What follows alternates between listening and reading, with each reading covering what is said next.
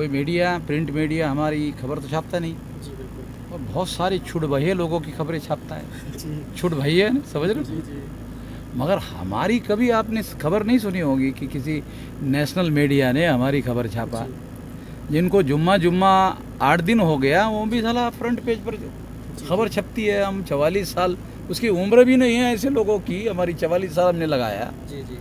उसकी भी खबर छपती है। Audio Jungle.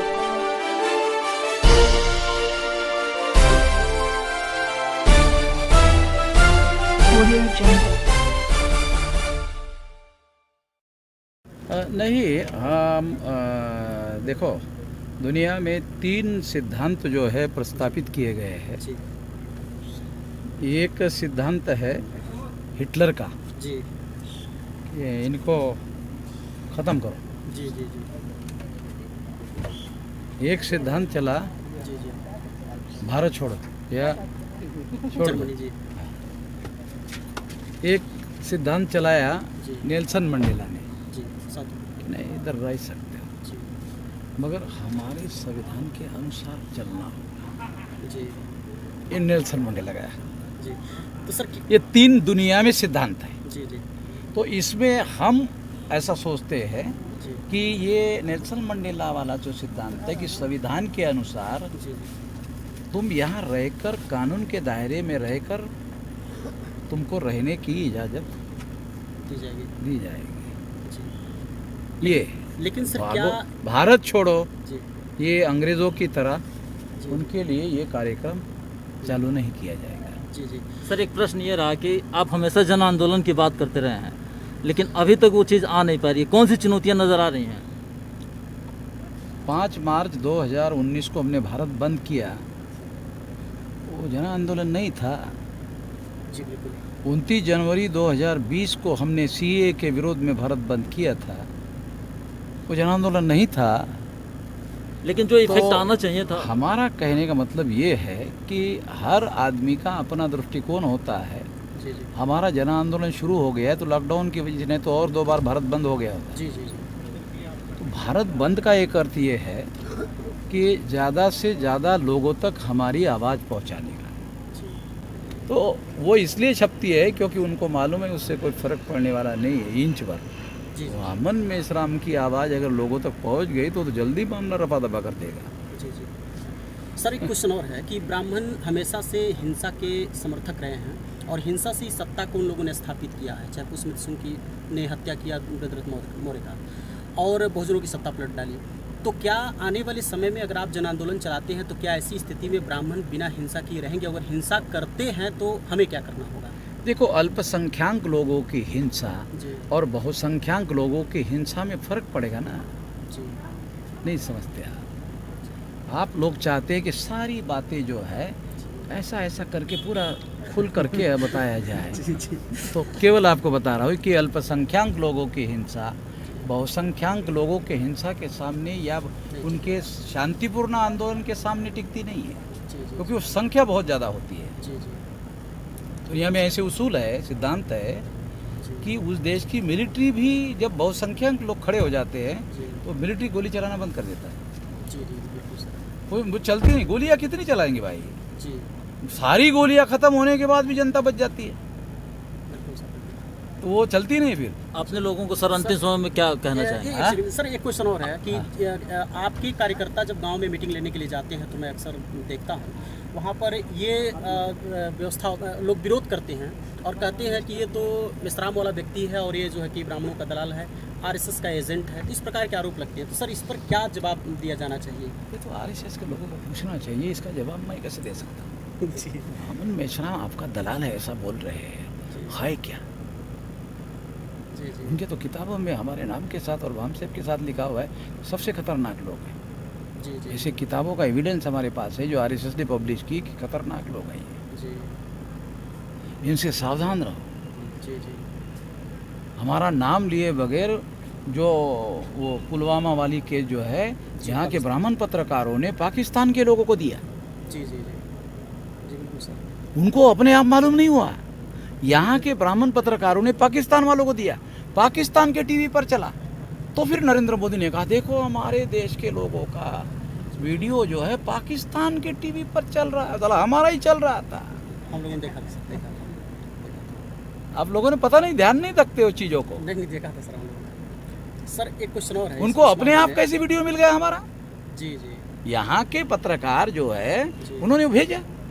जी सर, बीएमपी के नाम पे कार्यकर्ता जो है कि गांव में प्रचार करने के लिए जाते हैं बीएमपी को स्थापित करने के लिए, तो ऐसी स्थिति में वहाँ प्रश्न ये पूछा जाता है कि कांसीराम साहब की मृत्यु 9 अक्टूबर 2006 को हुई और माननीय वामन मिश्राम साहब जो राष्ट्रीय अध्यक्ष 2000 में बने, तो मृत्यु तक उनको बचाने का प्रयास क्यों नहीं किया? क्यों मायावती जी के पास मरने के लिए मजबूर किया या फिर अपने आंदोलन क्यों नहीं चलाया? ऐसा सवाल सब किया जाता ऐसा बीएसपी के लोग सवाल पूछते हैं। है। जी मेरा बीएसपी के लोगों को सवाल है, अंदर कौन तुम थे कि हम? जी कौन थे? बीएसपी के अंदर कौन थे? जी जी बीएसपी वाले ही थे जो तो कार्यकर्ता। बचाने का काम पहले कौन करेगा?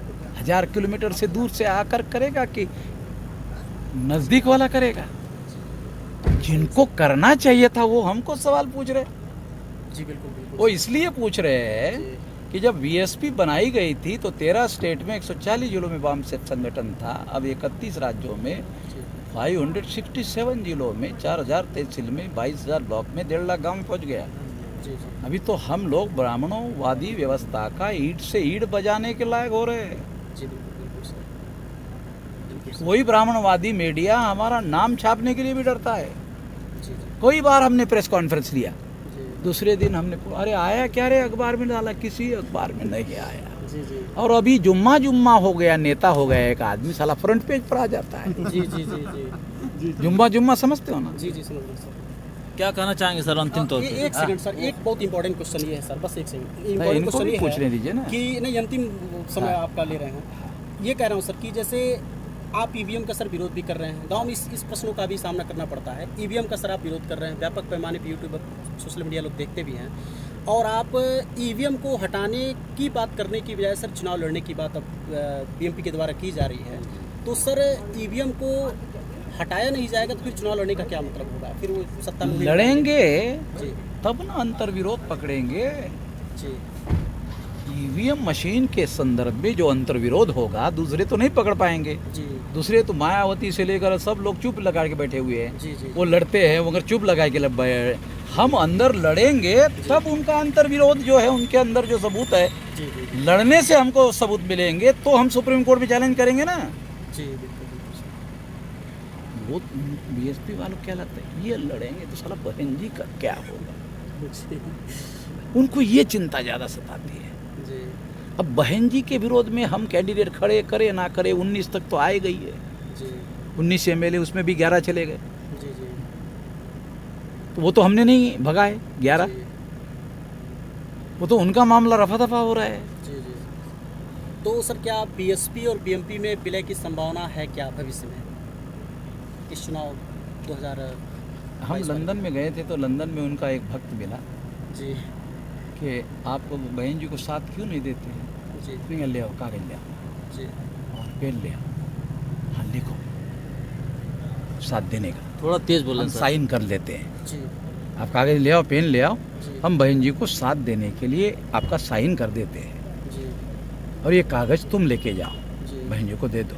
जी तुम्हारी केवल एक शर्त है, भाई मिश्रा जी को निकाल, सतीश मिश्रा जी को बात। हाँ निकाल दो, हाँ, आप ही चलो, जी जी जी जी हम समर्थन देंगे। जी तो भक्त बोला जी वो तो हमको आने ही नहीं देगी अंदर दिल्ली में। जी जी हमने कहा गधे की औलाद, साले तेरे को अंदर नहीं आके तेरी नहीं सुन रही है, तू फिर भी उसी की वकालत कर रहा है। तेरे गधेपन की भी कोई लिमिट होनी चाहिए कि नहीं चाहिए? सही बात सर। तेरी दरवाजे के अंदर आने के लिए भी नहीं देगी, ऐसा तू कह रहा, तू उसकी समर्थन कर रहा है। तेरे ऐसा कोई गधा है? सही बात है सर। जी बिल्कुल। तू उसका समर्थन कर रहा है, वो तेरी दूर दूर तक सुनने के लिए राजी नहीं है। सर अभी वामन मेश्राम को तो एमएलए एमपी नहीं बनना ना, वामन जी। मेश्राम को तो समाज को शासन करने वाली जमात बनाने का जो लक्ष्य बाबा साहब का था, जी उसके लिए मैं लड़ रहा हूँ। जी बिल्कुल नहीं तो अब तक 64 साल का हो गया तो एमएलए एमपी हो गया होता। बिल्कुल सर। सर एक अंतिम प्रश्न है कि अभी जूना अखाड़े के प्रमुख यतीन्द्र नाथ गिरी ने बयान दिया कि नए संविधान को ला करके और नए संसद में प्रवेश किया जाए। इसका उनकी मानसिकता है कि संविधान को ख़त्म करके और जो है कि मनुस्मृति लागू करने की। तो इस पर सर आपका क्या कहना है? उत्तर प्रदेश में 22 में चुनाव है जी और उन्होंने तमाम SC ST OBC के लोगों के लिए कुछ तो किया नहीं, जी तो लोगों का ध्यान दूसरे मुद्दों की तरफ डाइवर्ट करने की वो कोशिश कर रहे हैं ताकि लोगों को ये पता ना चले कि इनकी नालायकी उन लोगों को पता ना चले। जी दूसरी बातों की तरफ लोगों को ले जाना चाहते हैं, तो हम तो इतने नादान तो है नहीं कि किसी भी मुद्दे की तरफ जो है हम अपनी अटेंशन डाइवर्ट करने का काम करेंगे। हम तो मुद्दे पर जहाँ लड़ना है, सामाजिक आर्थिक राजनीतिक मुद्दे हैं, हम उस पर लड़ेंगे। ये तो लोगों को डाइवर्ट करने वाले बातें हैं। शुक्रिया सर। हाँ बोलिए। सर बस अंतिम तौर पे क्या कहना चाहेंगे अपने लोगों से, ताकि जो 22 जन आंदोलन में की जो दिशा में 22 में जो चुनाव आ रहा है उसके लिए पूरी ताकत से लोग तैयारी करें और अब समाज को शासन करने वाली जमात बनाए, उससे काम बनेगा। किसी एक व्यक्ति को, एक महिला को बनाने से कुछ नहीं होगा। ये रहा हमारे साथ वामन बेसराम सर, जिन्होंने बहुत सारी तथ्यों को रखा और बहुत सारे बिंदुओं को रखा।